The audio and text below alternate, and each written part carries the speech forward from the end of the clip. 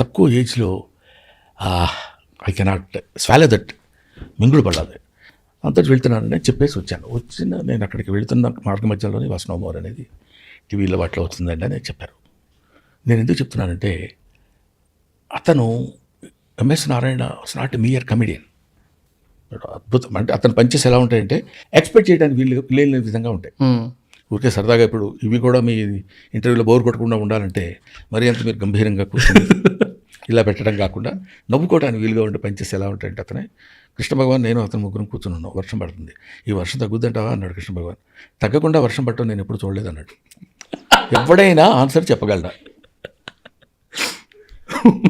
మనం వర్షం తగ్గుద్దిలేండి ఒక గంట బాగా పడుతుంది తగ్గొచ్చు అంటాం కదా.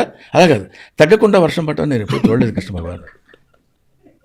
ఇలాంటివి అంటే మామూలుగానే ఇప్పుడు నేను అది బాగా పాపులర్ అయిన జోకు నేను ఒకసారి గెటప్ వేసుకుని వచ్చి ఎంఎస్ ఎలా ఉందిరా గెటప్ అన్న.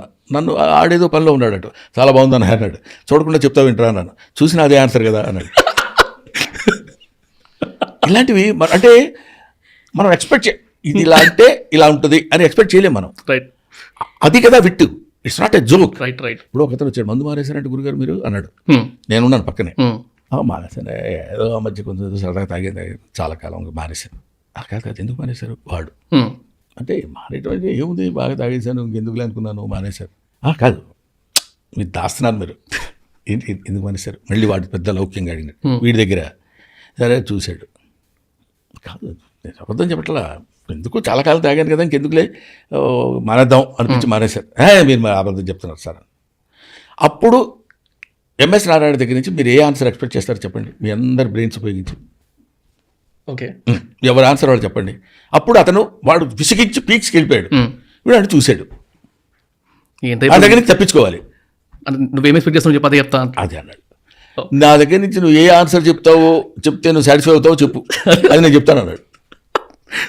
అలాంటివి బెర్నాడ్ షా వాళ్ళు అలాంటి వాళ్ళు చెప్పుకున్నాం అనుకో. ఇప్పుడు చెప్పుకుంటాం మనం. ఆ రోజుల్లో బెర్నాడ్ షా షేక్స్పియర్ వాళ్ళు మాట్లాడుకుంటున్నప్పుడు ఇట్స్ నథింగ్ బట్ అందులో ఆ డెన్సిటీ ఆఫ్ హ్యూమర్ ఉంటుంది. రైట్, అది నేను ఆయన దగ్గర చూసింది.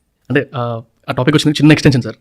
కొంచెం హిస్టరీ చూసుకుంటే మేజర్లీ తెలుగు వాళ్ళ గురించి చూసుకుంటే రాజ్బాబు గారి దగ్గర నుంచి చంద్రహాల్ గారు కానీ అంటే హాస్యాన్ని పుట్టించిన వాళ్ళు. అంటే ఒక సేయింగ్ ఉంటుంది సార్, నవ్వడం ఒక భోగం, నవ్వించడం ఒక యోగం, నవ్వకపోతే అది ఒక రోగం. సో అలాంటి విన్న తర్వాత ఇలాంటి హాస్యాన్ని పండించిన వాళ్ళు, హాస్యాన్ని స్ప్రెడ్ చేసిన వాళ్ళకి కొంచెం చనువు తీసుకుని అంటున్నాను. చిన్న ఏజ్లోనే హెల్త్ ప్రాబ్లమ్స్ ఉండవు లేకపోతే ఇలాంటి వాళ్ళు అలా అవుతున్నప్పుడు కొంచెం ఇదేమన్నా అంటే హాలీవుడ్ సైడ్ అంటారనమాట కమెడియన్స్కి చాలా వరకు నెగిటివ్